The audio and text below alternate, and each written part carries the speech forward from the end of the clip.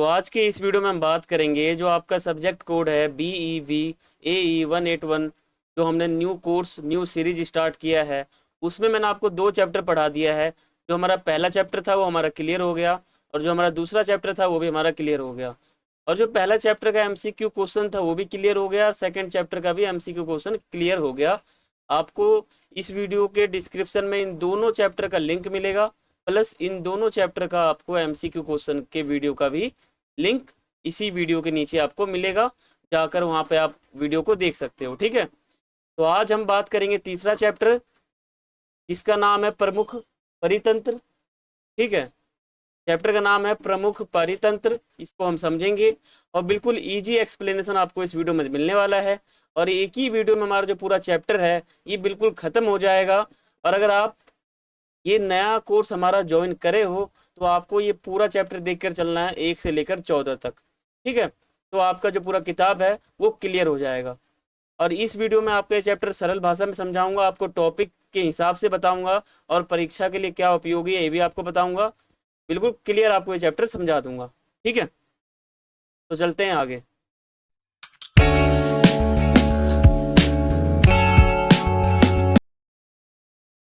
तो स्वागत है आपका अपने YouTube channel smart education point पर, और मेरा नाम है अर्जुन। तो आगे चलते हैं।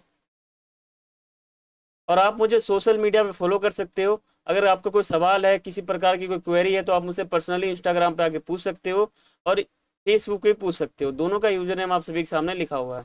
ठीक है, बाकी आप हमारे टेलीग्राम चैनल को ज्वाइन कर सकते हो। हमारे चैनल का नाम है, टेलीग्राम ऐप पर है, उसका नाम है स्मार्ट एजुकेशन पॉइंट। ये आप सर्च करोगे और ये ओपन हो जाएगा, इसको ज्वाइन कर सकते हो। ठीक है, और इसी टेलीग्राम पर आपको हमारे इस वीडियो का PDF मिलेगा, वहां जाकर आप इसको डाउनलोड कर सकते हो। और बाकी टेलीग्राम का जो लिंक है वो इसी वीडियो के डिस्क्रिप्शन में मिलेगा। तो आगे चलते हैं। देखो, आपका जो बुक है वो ये है, और इसका विषय सूची मैंने आपके सामने रखा है, यानी जो इंडेक्स है वो आपके सामने रखा हुआ है। ठीक है, इसमें आपको टोटल 4 खंड दिए हुए हैं। टोटल आपको 14 चैप्टर इसमें दिए हुए हैं। पहला चैप्टर हमारा हो गया, दूसरा हो गया, और आज हम तीसरा चैप्टर देखने वाले हैं। तो आगे चलते हैं।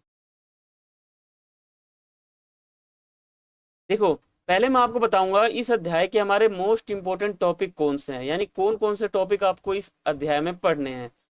पहले मैं आपको किताब का अर्थ, फिर अध्याय का अर्थ बताऊंगा, फिर आपको परिचय बताऊंगा, फिर वन पारितंत्र बताऊंगा, फिर वनों का महत्व बताऊंगा, फिर वन संरक्षण बताऊंगा, फिर स्थल पारितंत्र बताऊंगा, और फिर मैं आपको मरुस्थल और जलीय पारितंत्र भी बताऊंगा। ठीक है, तो आज के इस वीडियो को हम शुरू करते हैं।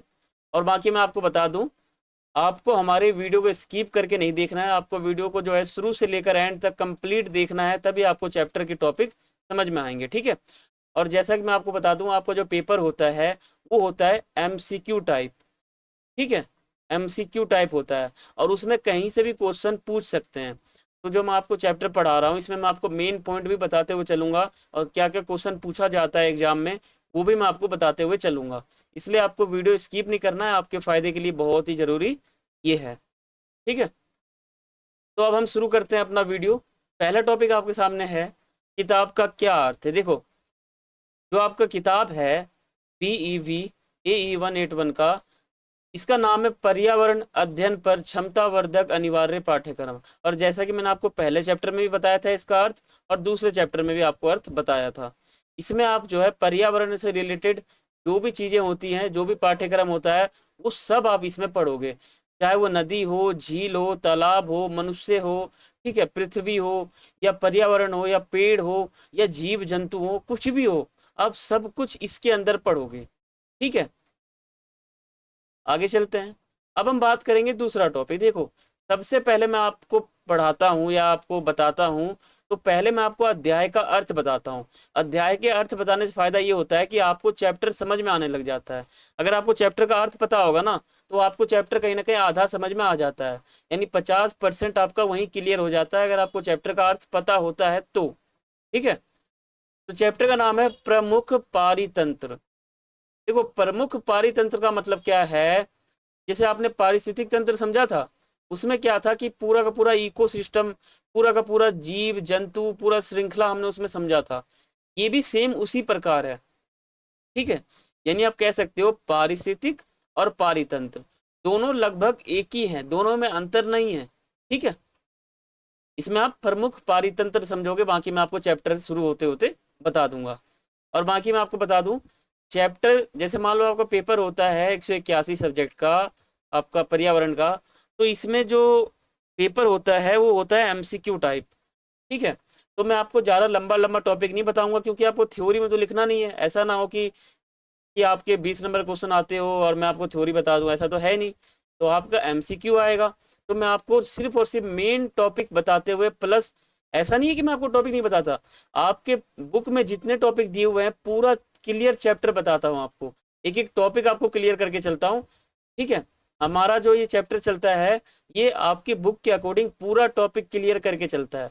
ठीक है, लेकिन मैं आपको सिर्फ चैप्टर नहीं बताता हूँ, मैं आपको मोस्ट इंपॉर्टेंट एमसीक्यू छोटे छोटे जो पॉइंट निकलते हैं जहाँ से क्वेश्चन पूछे जा सकते हैं, मैं आपको वो बताता हूँ। क्योंकि पेपर तो आपको 50 नंबर का ही आएगा, तो ज़्यादा लंबा तो आएगा नहीं। ऐसा नहीं है कि आपको कोई 20 नंबर का या 30 नंबर का आता हो जो आपने लंबा लिख दिया 6-7 पेज, ऐसा तो है नहीं। आपको सिर्फ टिक लगाना है, तो आप चैप्टर ना पढ़कर वो जो मेन मेन पॉइंट पढ़ोगे उससे भी आपका काम चल जाएगा। तो आगे चलते हैं। देखो, पहला जो हमारा अगला टॉपिक है तीसरे नंबर का, वो है परिचय। जैसा कि आपको पता होगा, आपने पिछली इकाई में पारितंत्र और उसकी संरचना के बारे में पढ़ा था। आपने पिछले अध्याय में जो है पारिस्थितिक तंत्र की जो संरचना थी और उसके बारे में जो भी मतलब उसका इकाई जो भी उसका संरचना था, जो बनावट था, पूरा का पूरा आपने पिछले अध्याय में अध्ययन किया था। ठीक है, जैसा कि आप जानते हो कि यह जो संसार है ये अपने आप में बहुत ही बड़ा है। जैसे मान लो आप पृथ्वी को लेके चल सकते हो, तो पृथ्वी इतना बड़ा है, इतना बड़ा है कि बहुत बड़ा है। ठीक है, ये जो है ये बहुत ही ज़्यादा बड़ा है। और मैं आपको बता दूं, आप पहले चैप्टर को पढ़ना, फिर दूसरे चैप्टर को पढ़ना, फिर आप तीसरे चैप्टर को समझना। आप सीरियल वाइज पढ़ोगे ना तो सही रहेगा। और एक बड़े पारितंत्र जिसे जीव मंडल कहते हैं का प्रतिनिधित्व करता है। देखो, जो पृथ्वी होता है ना, जो संसार होता है, बहुत ही ज़्यादा बड़ा होता है। ठीक है, बहुत ही ज़्यादा बड़ा होता है। पारितंत्र जो है, अब आप ये समझो कि पारितंत्र क्या होता है। देखो, पारितंत्र दो शब्दों से मिलकर बना है। जो हमारा पहला शब्द है वो है इको, दूसरा शब्द हमारा सिस्टम है। इको का अर्थ होता है आवास, और सिस्टम का अर्थ होता है व्यवस्था, यानी रहने की व्यवस्था, यानी आवास की व्यवस्था। ऐसी व्यवस्था जो हमारे रहने के लिए किए जाए उसको कहते हैं पारितंत्र। ठीक है, वही होता है। यहाँ सिस्टम एक कार्यात्मक इकाई भी है। ठीक है, जो हमारा सिस्टम है वो कहीं ना कहीं कार्यात्मक इकाई भी है। अंततः परितंत्र पारितंत्र को सृष्टि की एक कार्यात्मक इकाई के रूप में भी जाना जाता है। ठीक है, अगर आपसे एमसीक्यू में पूछा जाए कि पारितंत्र को सृष्टि का डैश के रूप में जाना जाता है, तो उसमें आपको याद रखना है कि कार्यात्मक इकाई के रूप में जाना जाता है। आपके बुक में यही हेडिंग दे रखा है। अब यहाँ पर आपको एक बात बता दूं जो नोट में है, वो है इस अध्याय में हम प्रमुख पारितंत्र के बारे में जानेंगे। जैसे हमारा वन हो गया, स्थल हो गया, मरुस्थल हो गया और जलीय हो गया। ठीक है, ये सभी पारितंत्र है। वन की जब हम बात करेंगे तो हम वन के अंदर जितने भी पेड़ पौधे होते हैं उन सबका अध्ययन करेंगे। स्थल में हम जब बात करते हैं तो उसमें मनुष्य का भी अध्ययन करेंगे। मरुस्थल की बात करते हैं तो उसमें हम पूरा का पूरा रेगिस्तान भी जानेंगे। और जलीय की बात करते हैं तो वहाँ हम कहने का पानी के अंदर की बातें भी जानेंगे। पारितंत्र का मतलब होता है रहने की व्यवस्था।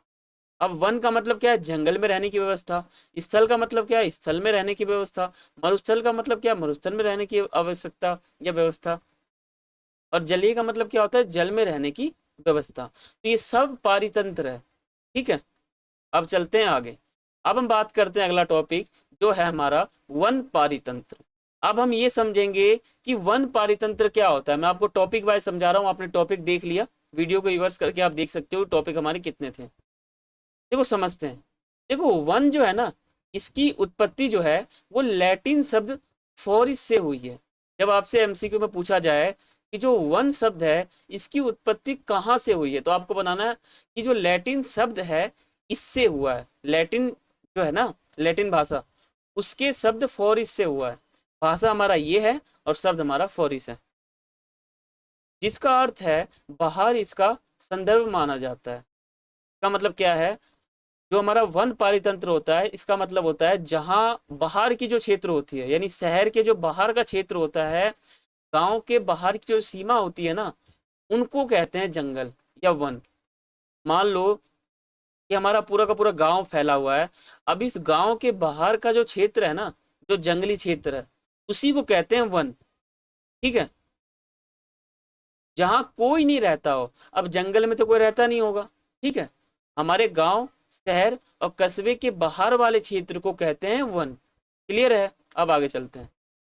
देखो, अब हम समझेंगे कि वन कितने कितने प्रकार के होते हैं। जैसे मान लो आप गांव में रहते हो, आप गांव के बाहर आ गए। ठीक है, यानी गांव और शहर की सीमा से बाहर आ गए और जंगल आ गया पूरा का पूरा। अब जंगल के अंदर बहुत सारे पेड़ होते हैं। अब हमको यहाँ क्या समझना है, हमको यहाँ पे ये समझना है कि जंगल के अंदर कितने सारे पेड़ होते हैं। ठीक है, जैसा कि मैंने आपको बताया था कि वन पारितंत्र समझेंगे तो वन का मतलब जंगल, पारितंत्र मतलब वहां रहने की स्थान, यानी रहने का जो आवास है वो। ठीक है, तो अब जंगल के अंदर बहुत सारे पेड़ होते हैं, तो बारी बारी हम सभी पेड़ को समझेंगे, बिल्कुल क्लियर करते हुए चल रहा हूँ। ठीक है, पहला हमारा पेड़ होता है जंगल में, वो होता है शंकुधारी वृक्ष वन। अब ये कैसे वृक्ष वन होते हैं ये आपको बता दूं। देखो, अधिक वर्षा तथा जहाँ ठंडे मौसम वाले दिन ज्यादा होते हैं, जहाँ ठंडे मौसम ज्यादा रहते हैं प्लस वर्षा ज्यादा होते हैं।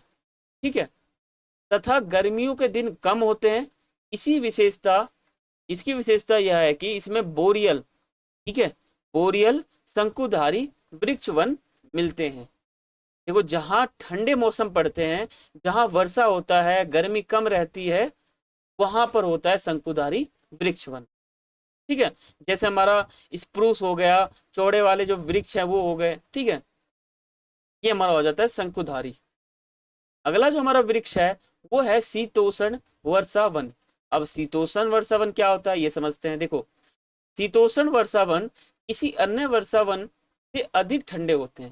जो हमारे शीतोष्ण वर्षा वन होते हैं, ये अन्य वर्षों के अन्य जो हमारे अन्य वन होते हैं उनके मुकाबले बहुत ही ज़्यादा ठंडे होते हैं। ठीक है, बहुत ही ज़्यादा ठंडे होते हैं। जहाँ वर्षा अधिक होती है, साथ ही कोहरा कोहरा भी रहता है।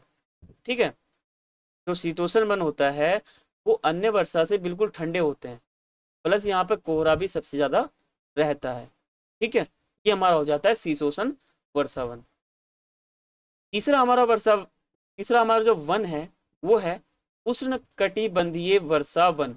अब ये क्या होता है इसको समझते हैं। देखो, उष्ण कटिबंधीय वर्षा वन वन भूदृश्य भूमध्य रेखा में पाए जाते हैं। जैसे मान लो हमारा ये पूरा का पूरा रेखा है, अब इसका जो ये भूमध्य रेखा है, ठीक है, ये यहाँ पर हमारा उष्ण कटिबंधीय वर्षा वन पाया जाता है। ठीक है, बिल्कुल वन के भूमध्य रेखा के पास, यानी एकदम सेंटर सेंटर में पाया जाता है। यहाँ ताप और आर्द्रता दोनों ही अधिक होती है। यहाँ जो ताप है और जो आर्द्रता है वो बहुत ही ज़्यादा रहता है, बहुत ही ज़्यादा। और जो वार्षिक वर्षा है ना, वो 200 सेंटीमीटर से भी अधिक होता है। इस वन में पाए जाने वाले जो जीव हैं वो कौन कौन से हैं। जैसे मान लो जो हमारा उष्ण कटिबंधीय वर्षा वन है, इसके अंदर हमारे कौन कौन से जीव पाए जाते हैं।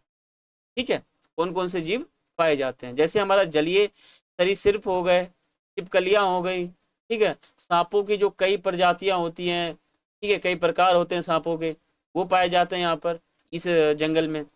प्लस यहाँ पर गिलहरियाँ भी पाई जाती हैं और जो बंदर होते हैं वो भी पाए जाते हैं। ठीक है, जब आपसे एमसीक्यू क्वेश्चन में पूछा जाए कि उष्ण कटिबंधीय वर्षा वन में कैसे कैसे जीव पाए जाते हैं, तो आपको ये सभी जीव ऑप्शन में मिलेगा, तो आपको इसी में से सेलेक्ट करना है। अब हम बात करते हैं अपना चौथा। देखो, उष्णीय वर्षा वन, जो उपोष्णीय वर्षा वन है, ये क्या होता है पहले इसको समझते हैं। देखो, इस क्षेत्र में काफी ज्यादा वर्षा होती है। जो हमारा उपोष्णीय वर्षा वन है ना, यहाँ पर वर्षा की मात्रा आप कह सकते हो बहुत ही ज्यादा है। सदाबहार वन पाए जाते हैं, जैसे ओक हो गया, ठीक है, मैंगलोरिया हो गई और इमली हो गए। ये सभी जो पेड़ हैं ये सबसे ज्यादा पाए जाते हैं। ठीक है, बहुत ही ज्यादा पाए जाते हैं। आगे चलते हैं। हमारा ये जो टॉपिक था वनों के प्रकार वाले, वो समाप्त हो गए। ठीक है, अब हम बात करते हैं अगला टॉपिक, वनों का महत्व। बच्चों, मैं आपको बिल्कुल इजी वे में बता रहा हूँ, एकदम आसान भाषा में समझा रहा हूँ आपको, हर टॉपिक क्लियर करके चल रहा हूँ। मेरा ये जो कोर्स मैंने शुरू किया है ना, इसमें मेरा मेन मकसद ये है कि यही है कि आपका जो ये कोर्स है ये बहुत ही अच्छे से क्लियर हो जाए, क्योंकि ये जो हमारा एग्जाम होता है ना बहुत ही डिफिकल्ट होता है, और इसमें बच्चों के बैक सबसे ज़्यादा आते हैं। ठीक है, तो आपके बैक ना आए, आप अच्छे से पास हो जाओ, इसलिए आपका ये जो हमारा कोर्स है ये शुरू हुआ है। और ये जो कोर्स है बहुत ही ज़्यादा इंटरेस्टिंग है और बहुत ही ज़्यादा इंफॉर्मेटिव है।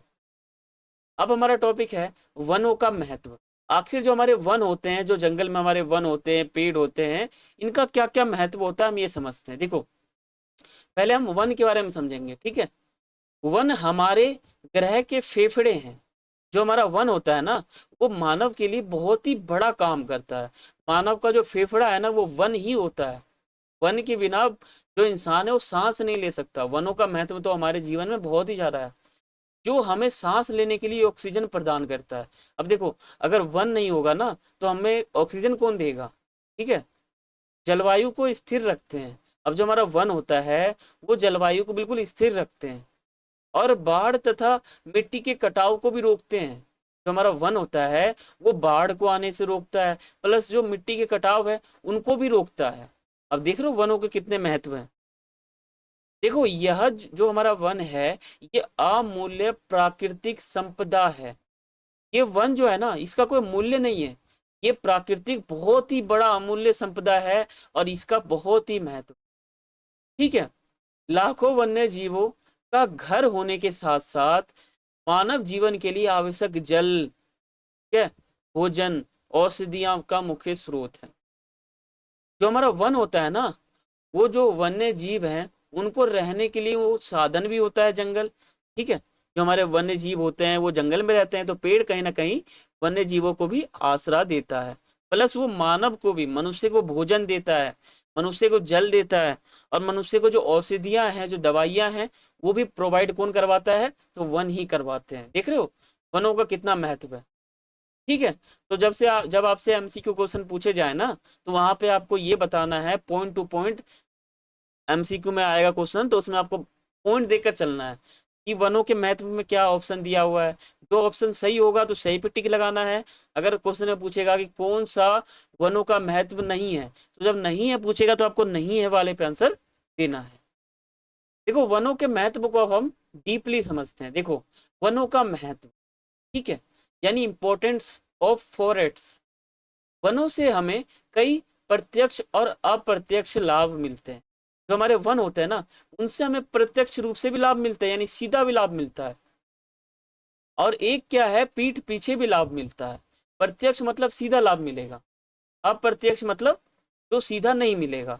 ठीक है, जो पारिस्थितिकी तंत्र यानी इकोसिस्टम को संतुलित बनाए रखने में महत्वपूर्ण भूमिका निभाती है। ठीक है, आगे चलते हैं, हम समझते हैं अपना पहला महत्व। देखो, शुद्ध वायु और जलवायु नियंत्रण। वन कार्बन डाइऑक्साइड जैसी हानिकारक गैसों को अवशोषित करके हमें जीवनदायी ऑक्सीजन प्रदान करती है। जो वन होते हैं वो क्या करते हैं, कार्बन डाइऑक्साइड लेते हैं बहुत ही जहरीला, प्लस वो ऑक्सीजन छोड़ते हैं। अब वो कार्बन डाइऑक्साइड लेंगे और ऑक्सीजन छोड़ेंगे, तो मनुष्य के जीवन को कहीं ना कहीं बेहतर रास्ता मिलता है, क्योंकि इंसान बिना ऑक्सीजन के तो रह नहीं सकता। ठीक है, तो ये लाभ कौन देता है, ये महत्व कौन देता है, तो ये हमारा वन देता है। ये पेड़ जो है ग्लोबल वार्मिंग के प्रभाव को कम करते हैं। जो हमारा पेड़ होता है, अगर हम ज़्यादा पेड़ लगाएंगे तो क्या होगा, जो ग्लोबल वार्मिंग है वो कम हो जाएगा, उसका स्तर डाउन हो जाएगा। ठीक है, और तापमान को नियंत्रित रखने में मदद करता है। जो हमारा वन होता है ना वो कहीं ना कहीं तापमान को नियंत्रित रखता है। जैसे मान लो बहुत ही ज़्यादा धूप है, ठीक है, और वहाँ पर 10 पेड़ लगे हुए हैं, तो जहाँ पेड़ लगा हुआ है वहाँ पर छाँव रहेगा। ठीक है, वहाँ पर छाँव रहेगा। ये आपने यहाँ समझ लिया। तो हमारी जो पहली विशेषता है या जो पहला महत्व है वो ये था। अब हम बात करते हैं अपना दूसरा महत्व। दूसरा हमारा महत्व है जल संरक्षण और वर्षा। पेड़ बादलों को आकर्षित करके समय पर वर्षा कराने में सहायता प्रदान करते हैं। इसके अलावा वन मिट्टी की जल धारण क्षमता को भी बढ़ाते हैं, और भूजल जो ग्राउंड वाटर होता है उसके स्तर को ऊंचा रखने में मदद करते हैं। दूसरा हमारा जो महत्व उनका है वो ये हो जाएगा। अब हम बात करते हैं अपना तीसरा महत्व। तीसरा हमारा है मिट्टी का कटाव रोकना। वनों की जो जड़ें हैं वो मिट्टी को कसकर बांधे रखती है, ठीक है, जिससे बाढ़ और भारी बारिश होते हैं उनके दौरान मृदा जो है अपरदन को रुकता है, ठीक है। यह प्राकृतिक रूप से मैदानी इलाकों को बाढ़ के खतरे से बचाता है। ये हमारा हो जाएगा, जो मिट्टी का कटाव है उसको रोकने में भी सहायता प्रदान करता है वन, ठीक है। चौथा आपके सामने है प्राकृतिक संसाधन और आजीविका। वन हमें जो है प्रत्यक्ष रूप से इमारती और विभिन्न प्रकार की जीव, लकड़ी, जलावन, फल फूल, गोंद और लौक, ये सभी देते हैं। रक्षक जो मतलब आप कह सकते हो जो जड़ी बूटियां होती हैं ये भी पेड़ ही प्रदान करवाते हैं। इसके अलावा विश्व के करोड़ों लोग जो है अपनी आजीविका और भोजन के लिए सीधे वनों पर ही निर्भर रहते हैं, ठीक है। ये हमारा महत्व हो जाएगा वन का। अगला जो हमारा महत्व है वो है जैव विविधता का केंद्र। पृथ्वी पर रहने वाली लगभग 80% स्थलीय प्रजातियां वनों में ही निवास करती है। वन इन जो है ना, वन इन वन्य जीवों को सुरक्षित आवास, भोजन और सुरक्षा प्रदान करते हैं, ठीक है। ये भी हमारा महत्व इंपॉर्टेंट हो जाए। अब हम बात करते हैं अपना छठा टॉपिक। छठा टॉपिक हमारा बहुत ही इंपॉर्टेंट है, ठीक है। इससे कहीं कहीं क्वेश्चन निकलते हैं, वो क्वेश्चन आपको मैं बता दूंगा। देखो, वन संरक्षण। अब संरक्षण का मतलब क्या होता है? सुरक्षा करना, ठीक है। सुरक्षा करना ही संरक्षण कहलाता है। जैसे वन संरक्षण का मतलब क्या है? वन की सुरक्षा करना, ठीक है। देखो, संरक्षण का अर्थ होता है सुरक्षा, यानी वनों की सुरक्षा।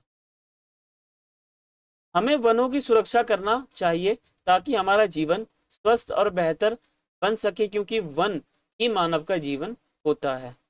वन संरक्षण जो है हर मनुष्य को करना चाहिए, क्योंकि वन नहीं रहेगा तो मनुष्य नहीं रहेगा, ठीक है। वन संरक्षण के जो प्रमुख तरीके हैं वो क्या क्या है, अब आपको मैं ये बताऊंगा कि आप वन संरक्षण कैसे कर सकते हो, क्या क्या तरीके हैं वो आपको बताऊंगा। पहला हो जाएगा वृक्षारोपण। अधिक से अधिक पेड़ लगाना और वनों के नष्ट हुए क्षेत्रों का जो है पुनरुद्धार करना। इसका मतलब क्या है? इसका मतलब है जो पेड़ टूट गए हैं या जो कट गए हैं या वो जो जड़ से निकल गए हैं या जो हट गए, वहां पर क्या करना है? वृक्षारोपण करना है, यानी वृक्ष लगाना है, ठीक है। ये काम हो जाएगा, अधिक से अधिक पेड़ लगाना। ये हमारा पहला तरीका हो जाएगा वन संरक्षण का। दूसरा हमारा है वनों की कटाई पर नियंत्रण। अब जो वन कटते रहते हैं जगह जगह पर, जो वन हटाते रहते हैं, नष्ट करते रहते हैं, उनको रोकना, नियंत्रण बनाए रखना, ये दूसरा हमारा तरीका हो जाएगा। व्यावसायिक और निजी स्वार्थ के लिए हो रही जो गैर कानूनी कटाई है उस पे सख्त प्रतिबंध लगाना, ठीक है। यानी जो मनुष्य अपने निजी स्वार्थ के लिए गैर कानूनी तौर पर पेड़ को काटता है तो उसके लिए जो है कहीं ना कहीं जो सख्त प्रतिबंध है वो लगाना चाहिए, ठीक है। अगला है वनों को आग से बचाना। हम वनों का संरक्षण कर सकते हैं वनों को आग से बचाकर। गर्मियों में क्या होता है? जंगलों में आग लगने लग जाते हैं, ठीक है। उनको रोकने के लिए उपाय लगाना चाहिए, ये भी हमारा तरीका हो जाएगा। अगला आपके सामने है जन जागरूकता। जन का मतलब होता है जनता, ठीक है। जागरूकता का मतलब होता है जनता को जागरूक बनाना, ठीक है। का मतलब क्या है? कि समाज में जनता को इतना शिक्षित कर देना ताकि वनों का महत्व समझ सके और वन को संरक्षित करने के लिए अपना योगदान दे सके, ठीक है। जनता को जागरूक करना, लोगों को वनों के महत्व के प्रति जागरूक करना और कागज पुनः चक्र, जो हमारा पेपर रिसाइकलिंग होता है, उसको बढ़ावा देना, ठीक है। अब हम बात करते हैं अपना अगला टॉपिक। देखो, घास स्थल पारितंत्र। देखो, घास स्थल पारितंत्र में क्या होता है? ये वहां पाया जाता है जहां वर्षा जो है 25 से लेकर 75 सेंटीमीटर प्रति वर्ष में लगभग होती है। जो वनों के लिए पर्याप्त नहीं होती, परंतु वास्तविक मरुस्थल में होने वाली वर्षा से अधिक होती। देखो, बहुरूपी घास स्थल वन वनस्पतियों वाले ऐसे स्थान होते हैं जो शीतोष्ण जलवायु में पाए जाते हैं। ठीक है, जो हमारे घास स्थल पारितंत्र है उनकी मैं बात कर रहा हूँ। घास की परत विरल होती है और उनमें मुख्यतः एक वर्षीय घास की स्पीसीजें पाई जाती हैं, यानी प्रजातियां पाई जाती है। देखो, शुष्क तथा आंध्र जो शुष्क होता है उसमें जो क्षेत्र हैं वो जून जुलाई के शुरुआती में क्या होता है, मानसून के आने से हर वर्ष वनस्पति की सक्रिय रूप से वृद्धि होने लग जाती है।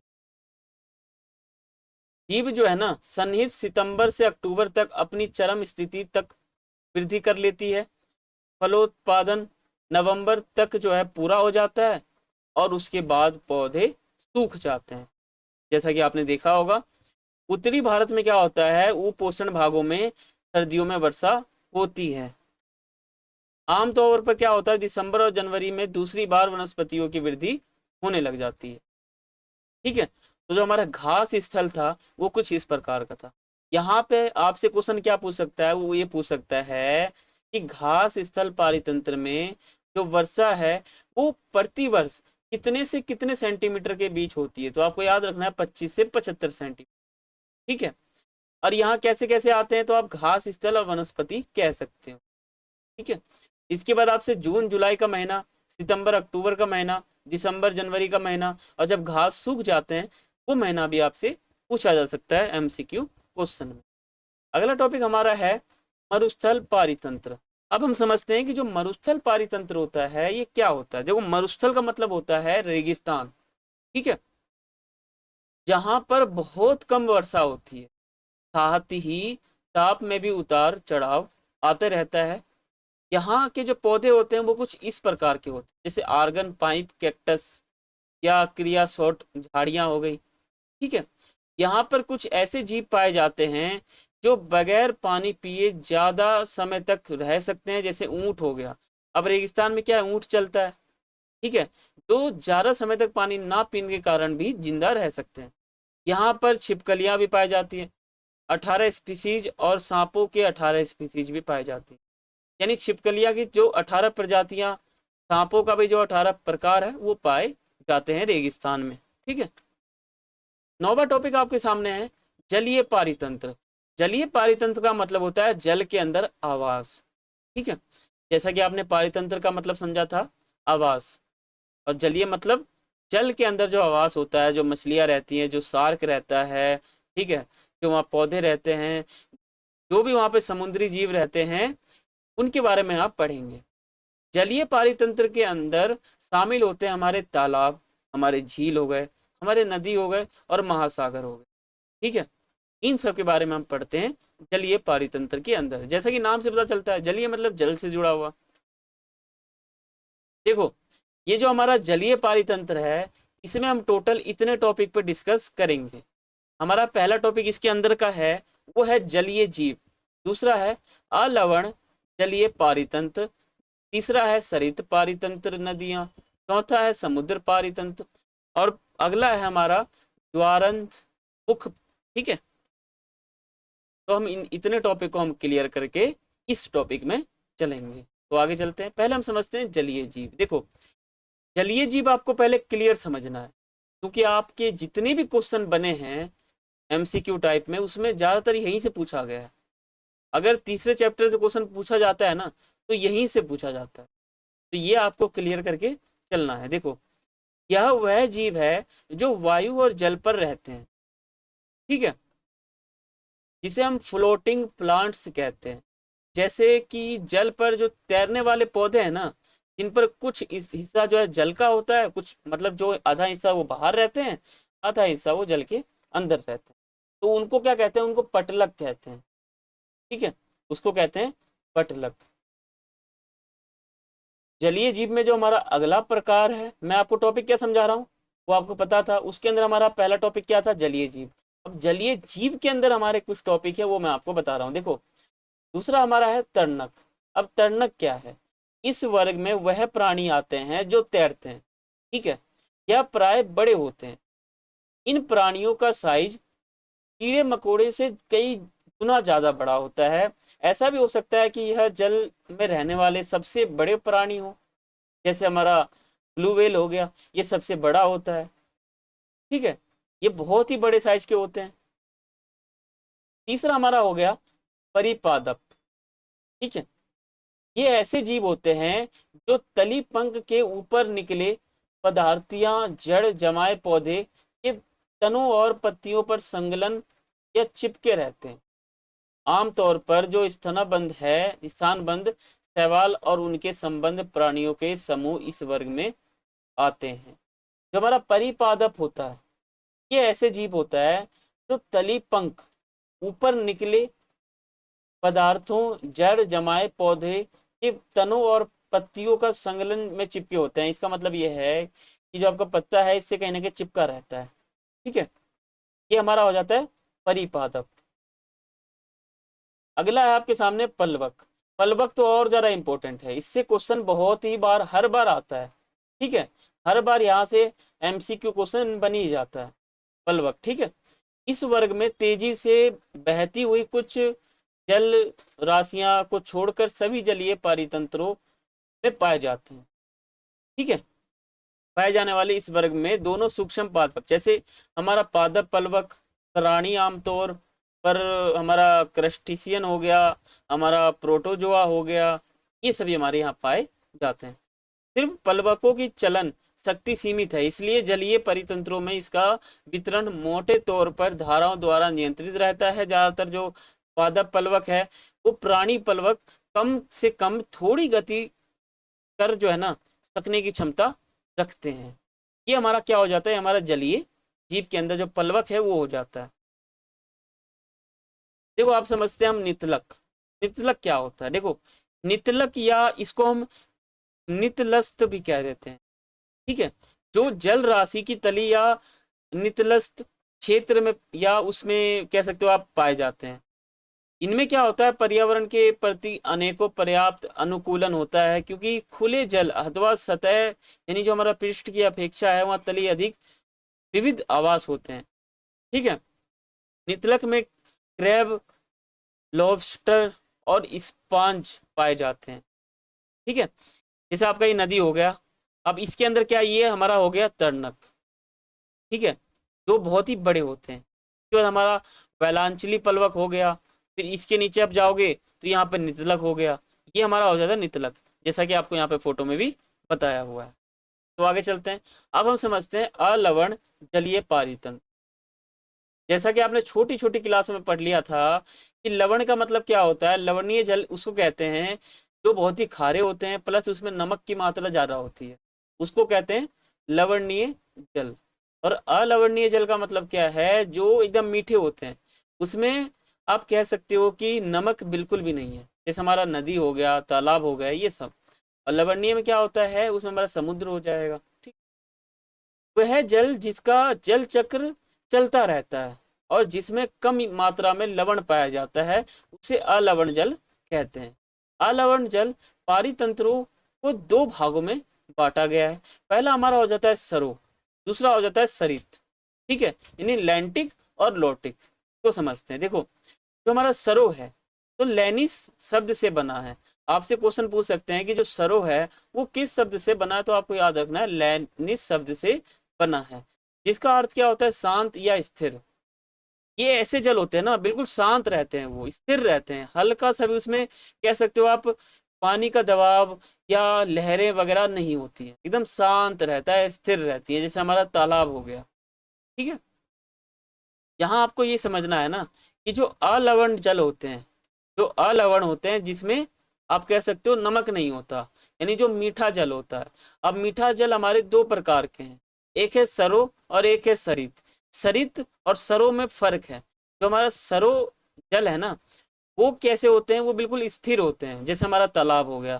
तालाब में जो जल होते हैं वो अलवणीय होते हैं, और अलवणीय का जो हमारा पहला प्रकार है सरो, वो सरो होता है, इसका मतलब स्थिर होता है, एकदम शांत होता है, एक भी लहरें उसमें नहीं होती। जो सरित है ये उसका उल्टा है। अब जो सरित है ये हमारा लोटस शब्द से बना है, यहाँ पे आपको लोटस शब्द याद रखना है। इसका अर्थ होता है बहाकर ले जाया गया, बहते हुए। इसमें क्या होता है, जो हमारा सरो होता है एकदम शांत जल होता है, लेकिन जो सरित होता है वो हमारा अशांत होता है, लहरें होती हैं, उछाल आते रहते हैं, जैसे हमारा नदियाँ हो गई। आगे चलते हैं। देखो सरित पारितंत्र जो नदियाँ हैं, सरित या बहते हुए पानी के आवासों में नदियाँ, नाले और छोटी नदियाँ शामिल होती हैं। लगातार बहता पानी इन आवासों के सबसे असाधारण लक्षण है। यह पानी तल के अभिन्न लक्षणों या विशेषताओं को बदल देता है और इसके भीतर जीवों के वितरण को प्रभावित करता है।